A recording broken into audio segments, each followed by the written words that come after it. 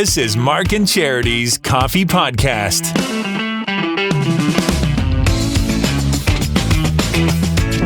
Mark and Charity Coffee Podcast, Tuesday, November 21st. And I am back from my worldwide travels. Finally. Thank God. No, the podcast was even getting a little draggy. Every day was like, okay, he's back in 5 days. He's back in 4 days. He's back tomorrow. Yay! No, it was good. I'm glad you're back, though. It's not easy coming back. Sometimes you just don't want to. Who wants to listen to me ramble on, though? It's so much nicer when you have that other person, you being that other person. And I did. I missed you. Our listeners missed you. I'm so glad you're back. It felt like you were gone for an eternity. I am so happy to be the other person. But didn't it feel like you were, I said this morning, you've taken 2 weeks at a time before. It's really not a huge deal. It's nice. It's great when you can get it. But it felt like forever. Yeah. It really did. I said that to Kath when we were like landing at Pearson last night, remembering what it was like landing in Fort Lauderdale. And I said, do you remember back, that first day when? And she had that look like, oh my God, that seems like that was so long ago. Yeah, it was only 2 weeks ago. We jammed a lot into 2 weeks. But it must have been a very good 2 weeks if that's how you felt. It really was. Okay, and it was so tell us about it. What did you do? It was a long time coming. This this was a 2-week cruise, like 2 weeks. On a boat. A long one, yeah. And it stopped at 8 different islands and had 6 days at sea. 5 days at sea. Well, the way they say it's 14 days. You leave on the Monday, you come back on the Monday, which is why. So yesterday we got off the ship, we got on a plane. I don't know how home. You came in today, honestly. Yeah, we landed at 7:30 last night. We got home about 11:15. And then quick sleep and come in. Oh, wow. Well, thank you. I'm happy to. So nice of you to say. We early on when I was doing the morning show in Stratford, we had a promotion with the radio station in which Kathy and I got to go. We didn't have to pay to go on a 4-day cruise, and we thought that was just incredible. But 4 days isn't nearly enough. We want to go for a week. So then, a couple of years later, we went on a 7-day cruise, and we said, "Screw that! That's not enough time either." So then we happened on the 10-day cruise. And so we've gone on about 3 of those. But I've always had my eye on these 14 days. Now, there are 2 types. And one is far more common than the other. And I don't like that one. That's the one where it goes out for 7 days, then comes back. And then let some people off, but some people stay on. And then it goes on another run. So I might say do Mexico and the Western Caribbean, and then on the second, come back to Fort Lauderdale, and then you have to get off the boat, and then you depart again, you do the east side. I don't like that 1 day back. I want to do what is eventually known as a circle cruise. So it leaves, and it doesn't come back for 2 weeks. So that's what we did. We were going to do it for our 30th wedding anniversary in 2017. But then circumstances got in the way, and then the pandemic got in the way.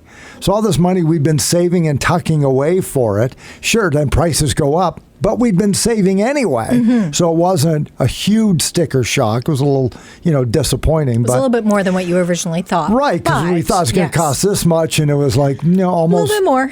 Yeah, almost twice, because, airfares twice, and hotel rooms before, the excursions but you still did it. Right. And we'd always wanted to do that, and so it was great. And we met a wonderful couple from just outside of Ottawa that we're going to stay in touch with. So where did you go, though? Okay, so we llanded so we left, and that was 2 days at sea. Up. So then Thursday, so it was St. Kitts, which we'd been at before, and we went on a nice 2-spot snorkel tour, which was great. Somebody claimed they saw a turtle. Liar, because I just love sea turtles. I love them. And so we enjoyed that snorkel. Then Friday we were in Guadalupe, which I'd never seen. And I think it's new to cruises because it wasn't really, there's, should it be commercial? Should it bend over backwards because a ship is there? No. But you should understand that there's a bunch of people, especially cruises. It's an older thing. Yeah. Not everybody wants to go climb a mountain. Some people just want to shop. So where are the shops? Well, they're not, so that was sort of a little bit of a weird, we walked a little bit and then we went back to the ship.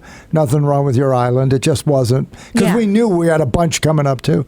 And then on Saturday, we went to Martinique. Ooh. And that was beautiful. That was a very pretty island. Was it like somewhere different every day? Almost. Wow. Almost. Then Sunday we were in Barbados, which is one of our favorites. And I thought we were going to go to Carlisle Bay, which was where we had snorkeled a couple times before. It's my favorite island. Not anymore. It's still great, but I now have a new favorite. And, of course, Rihanna's from Barbados. Mm-hmm. So as we were going along the other coast, instead of turning left to go to Carlisle Bay, we turned right and went down the other side. And there were some other resorts, and they said the guy, who could be bullshitting me, I don't know, and it doesn't matter. He said, that hotel room restaurant right there, and it was very nice. He said that's where Rihanna signed her first recording contract with her manager, was right there. And that house up on the hill behind it is where Tiger Woods and his wife stayed after they got married.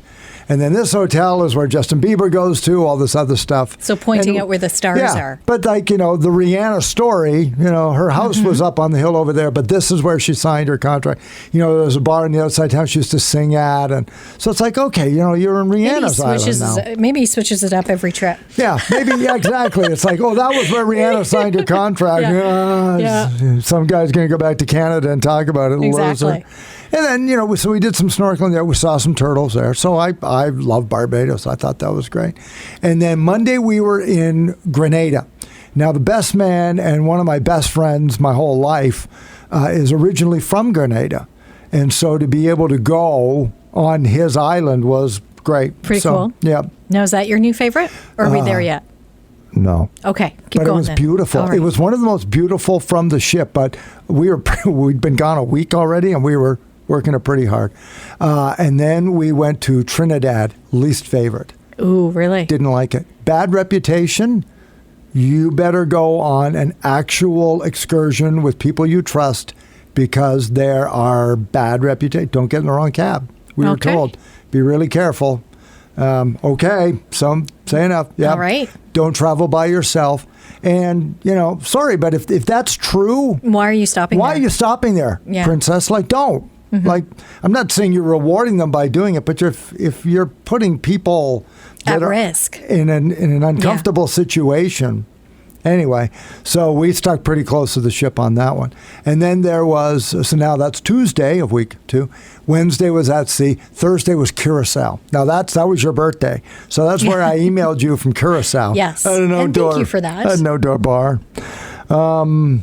And that was a beautiful, beautiful island. Is that your favorite? It was, because it was such a surprise. Okay. I didn't know what we were going to get to. That's the best. Like when you don't have preconceived notions about something or expectations. Yeah. When you go somewhere and it's just a surprise and you're like, holy cow, why did I not know about this? Yeah. This is you're wowed by it. So you follow this path, and they said until you get to the footbridge. I said, okay, because then you're going downtown to the shops.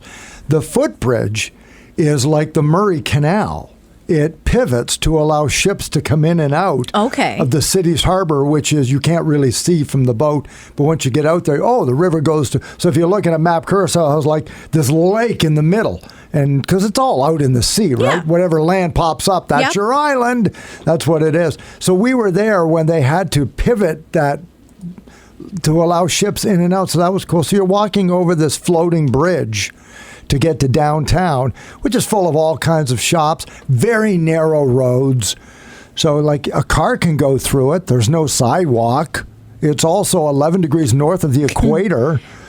So yes, it's developed, but it's not Belleville, and it's in the little shop. They've got everything from, your bathing suits, towels, T-shirts, and hats, and all that fun stuff too. Jewelry, of course, which is really big down in the Caribbean.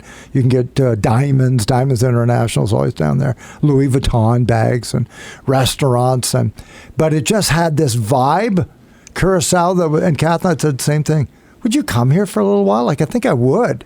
You feel very comfortable, and this is after, not feeling as comfortable. Yeah. And Thursday, and then Friday was Aruba. And Aruba we had been to 30 years ago. Again, another radio station trip that we loved it. And it was every bit as hot and beautiful as we remembered. So to wrap it up on then, Saturday and Sunday were sea days, and we got...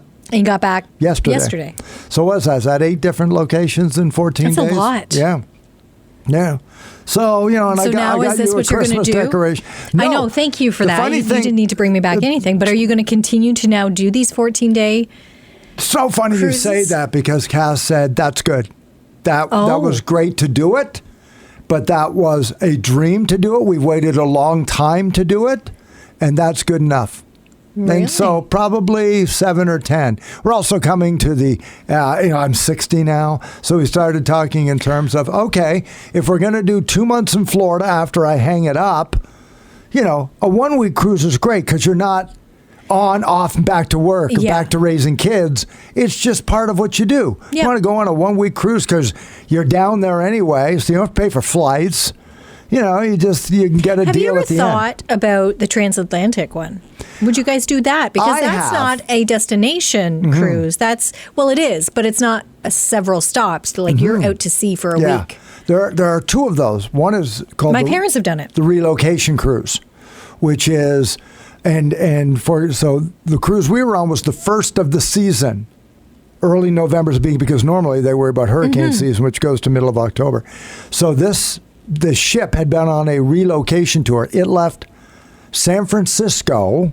Oh, wow. So 12 days before we did, and did the Panama Canal. Yeah. So it comes around and then comes to Fort Lauderdale. To Florida through the Gulf. Yeah. And so now you left San Francisco, you ended in Florida. Yes. So wherever your car is, and you got to fly it's in back San Francisco. But you know that going in. Yes. So maybe there's a little bit of savings there. I don't know, because it was pretty cool. And we saw people at our hotel when we were getting on the shuttle who literally had been on that boat because it was Monday. And I knew Monday is not a common time. You'd be going around the coast, so you would see things. You just wouldn't be necessarily in port. Like you wouldn't. They may have had 4 ports. But this one is just to get the ship to Fort Lauderdale. Yeah. That's the purpose of this one. That's the purpose. It's not to stop at islands and do things. And then there's another one in March, which might take you to Vancouver to get ready for the summertime Alaska cruises. So that's what's called a relocation cruise. So those are them, and sometimes those can be cheaper. So do those interest you? They kind of do. Because I'm talking about the one from New York to... Yeah, not really. I've asked Kath Ireland, about that. England. No. I've asked Kath about that. We met a travel agent on there too. She was from Halifax. Hard to believe. I'll just talk to total strangers. Hard to believe. Mark never does that. I never do that. Hello, how are you? I shook somebody's martini on the last night. Can you teach me how to do that? And Kath just sighs. Because they do it. They have this really neat thing. They do it by their ear to shake a martini. The guy let me shake the woman's martini, and that's not code for anything. And that sounds really inappropriate. Yeah, because imagine that. I did that again. Incredibly inappropriate. But, and she had said New York is the worst port to leave. It's the worst. She said they're not nice. They're... New Yorkers not nice. Weird. Right. Like you think you want to be on vacation, so you go to Fort Lauderdale and Miami, where they're used to vacation, so they do it right. Yeah. They are ready for you. They are in the right vibe. They are in the right... New York just seems put out that you're leaving. It just seemed pissed off that you came here to leave New York. Like you're not even staying. It's like we're cutting through your house to get to your backyard. Just get out. Yeah, right. Exactly. Oh, you're in New York. Yeah, but I'm leaving. Get out of here. Like we're all from Brooklyn. So there's that. But I'm more interested, and Kath not so much, in the leaving Los Angeles to go to Hawaii, Tahiti. Oh. Where you're 6 days at sea before you even get to Hawaii. Oh, she'd like to do the Hawaiian cruise where you fly to Hawaii and then you cruise around the island for 7 days. That would be nice. I would do that with Kath. If she needs someone to go with her, you can do your 6 days at sea. I'll go to Hawaii with Kath. Because I saw you leave LA and it's like 16 days and it's a remarkable amount of money. It's like $11,000 per person, or $5,500. So if I start saving now. Yeah, that's probably American. But I said, if once of a lifetime, and she said this was the once in a lifetime. Not that she's capping it, but she's like, remember? You had been planning it for so long. Right. So to say, no, now I want to make that the once in a lifetime cheapens this. Yeah. I think like a man, she thinks like, no, see, now we've done it. That's an interesting perspective, because we've talked about going to...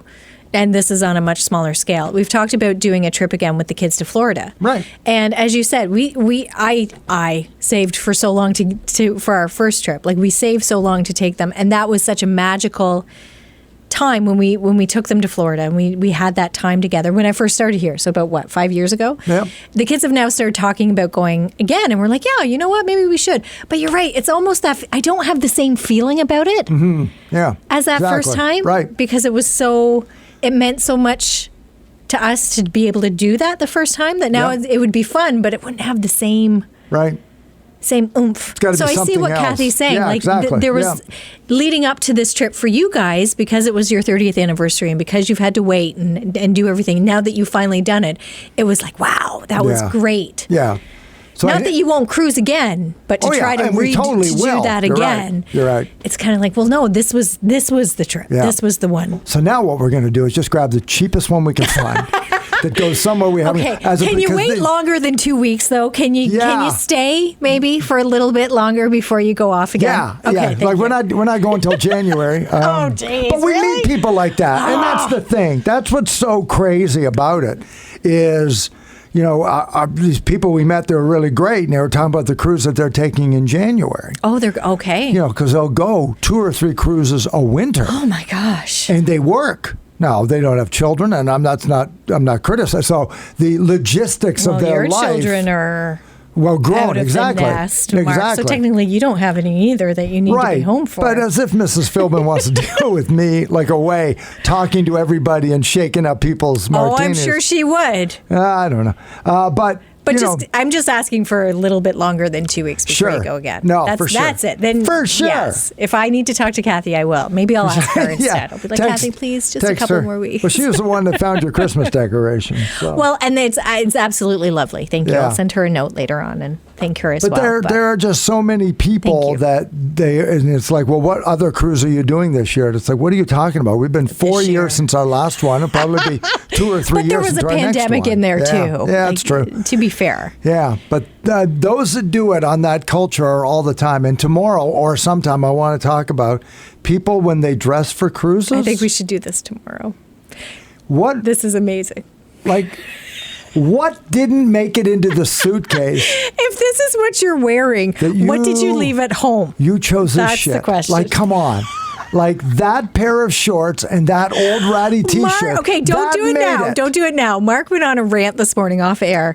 I loved it. I absolutely loved it. I was in tears. I was laughing so hard. So we got to do this on the air. Did she not look in your suitcase before you left? Don't do it now. We're going to talk about it tomorrow. I couldn't believe it. It's awesome. I love it. I couldn't believe it. I love it. But Americans, let me tell you about this. Oh, God. The first Saturday. Yes. That's when we were in Martinique. Okay. I was on the ship. We had come back, shopped. I think we left at 5. I think we got back on the ship about 3:30. And there was a kind of a buzz on the ship. And I noticed a lot of people, men and women, it just stuck out to me, had college hats on. And then I went, oh my God, it's Saturday. It's college football day. And there's a lot of Alabama and Auburn, and I think they were playing. And if they're not, I apologize. But these two teams. That's right. It was that game. So anybody from around Alabama or whatever, and everybody was sitting. There was a lot. And there's a lot of stuff going on the ship. Are sitting on their phones because it's college football day. Seriously. And they were all in on. Don't get me wrong. I have found football recently. Yeah. But I can't. You're on vacation. That to me almost seems. No. Really? Yeah. You would do that? No, I didn't. No, but I didn't go there. That's the culture of that United States college. Okay. That's what I mean. So it's not the whole vibe on the ship with these people, and they're old. They're all older than me. And they're all on their phones, men and women, in T-shirts and hats because it's college football Saturday. Is there a sports team that you would do that with? No. In fact, or an event? No, on a cruise. That's what I mean. On a cruise. Yes. Yeah, see? Yeah. But you're on vacation. Right. And I would think, yes, I get it. Yeah. I enjoy sports too, not to the degree you do. But again, that culture, and I understand it to a point, but that's where my mind goes, you're on vacation. What are you doing? Come on. Still your life, Charity. Well, the apparently. Thing is, I've been there for 2 AFC championship games that the Patriots were in because we had cruised That's in what January. I mean. If the Patriots were involved in something, would you be on your phone too? Not on the phone. They show it on the 80-foot screen. They showed that game on the screen. And you were in front of it and glued to it. Along with thousands, including my wife. We were on. And then the other one was when they played Kansas City a couple of years ago, won in overtime. And I was with a major sponsor of the Kansas City Chiefs. Very wealthy man and his Travis Kelce wife. Playing then? Yes, he was. Okay. They lost. And we sat there, and there was hundreds of people on the deck. So these games weren't even being televised. That's why these people were on their phones. Those games were televised. And Kath loved it because it was such a vibe of the game. But to just have a Saturday of college football, no, it was treated like it was Super Bowl Sunday. Wow. With and then that night, like the Olympics, I guess I understand too, because it's worldwide, right? Yeah. You can get everybody involved in that, but that's a very specific. But that's that culture. And I suppose it's like a NASCAR culture, when your favorite racer is in. And you live there. Yes, you're right. During March Madness. Right. You're right. But that's the way they are all the time. That's what I mean when it's like, oh, why is it, why did that woman have an Alabama show? Well, that's cool. Well, Kathy, you dumped me. There's a woman. See, and I wouldn't have even, I don't know that I would even tune into that. There Wayne were so might have. many, yeah. But I'd be like, oh, yeah. And I'm like, oh my God, it's Saturday and I'm seeing Auburn in Alabama. It must be the Iron Bowl. That's what they call it when they play each other. Oh, I have to share with you, just to get off topic for a sec now that we're on. Do you have anything more from your trip? No, that's about it. But you talking about this got us talking about March Madness last night. Because my son has really gotten into basketball. Attaboy. And we were watching, and any basketball. Because last night we were flipping through, he's like, Mom, college basketball. I'm like, okay. Usually it's an NBA game. I'm like, sure, let's turn it on. So it was Purdue and Gonzaga. And thanks to you, I have a little bit of experience with these two teams. Because they're always in the March Madness. And they always seem to do really well, except last year with, as you said, Purdue. Purdue got knocked out by a 16 seed. But I said, that's the fun of it. I said, Nathan. And I realize he's only 12. But start him young. It's like, dude, you would love March Madness. Yeah. So I'd like to get him a bracket and maybe have him play along with us. Why should Ben be left out? Ben? Nathan? Yeah. No, Ben. Why should Ben be left out? Ben doesn't care about basketball. Oh, I've got till March. I'll work on him. I think until he grows, basketball is going to be a sport. It'll always be hockey. It'll just be hockey. He's not as good at basketball as he'd like to be. So he's kind of putting it on the back burner for now. That's his brother's game. But we mentioned it, and that's what got me thinking about it. So we got to get him in it this year. All right, sounds good. But it's good to be back, everybody. Rick Watt's going to be on the podcast this week of Operation Red Nose. Yes, you got your nose finally. Thank you. I put mine on my desk because I don't want to get it. You sound like nasal. So we got some pictures of Mark finally with his red nose. Thank you. Charity and I are the honorary chairs this year. We're going to go out probably at some point this weekend, I think. It kicks off on Friday. Saturday. Yep, so we were going to try Saturday. And sometimes it'd be Thursdays. Since the pandemic, it's Friday and Saturday only right through New Year's. And it's absolutely free to get you and your car home. But if you'd like to make a donation, it's chopped up between some great community charities.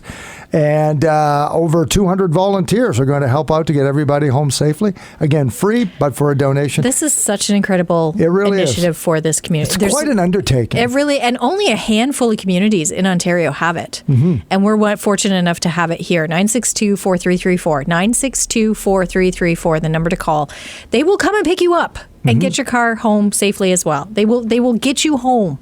So you have no excuse. None. Not to call them. As long as your ride begins or ends in Belleville or Trenton, 7 p.m. to 1:30 a.m. Yep. And you may make a phone call and have Charity and I show up. And you'd want Charity to drive your car. I mean, I'm a good driver, but I'd start changing your radio stations. Start programming it to 95.5. I don't think I'm allowed to. I'd probably clean your trunk. I wonder if that's part of the rules, because we'll have to go through. Oh, I'm sure. Rick will have to go through everything with us and be like, okay, guys. You too. No, what do you call it? Horse hatting, what is it? No ass hatting around. Ass hatting around. No ass hatting around, you two. This is serious. This is helping people out. We need to get them home safely. And big responsibility. How do I know that it works? And what I do, and Police Chief Callahan, I will probably go to you, is I will ask you how many DDs got handed out how many tickets, how many arrests were made. And it's all over the holiday season. You're going to ask them that? Yeah, because I would compile it, and it's always so small compared to the average of a city our size over the holiday season. And I always chuck that up to Operation Red Nose. Of course. Because you've got, you got cabs, that's great. You got Uber, great. Yeah. But here's a service, too, where it's volunteers. Like the more chances you have that are put in front of you free. before you go drink so that you don't drive home, the less chance you have you're going to make a bad decision. And I don't believe people intend for that to be the outcome of the evening. Things happen. Your best laid plans, you might have a ride lined up. Things happen where it falls through, and all of a sudden you're left wondering, okay, what am I going to do here?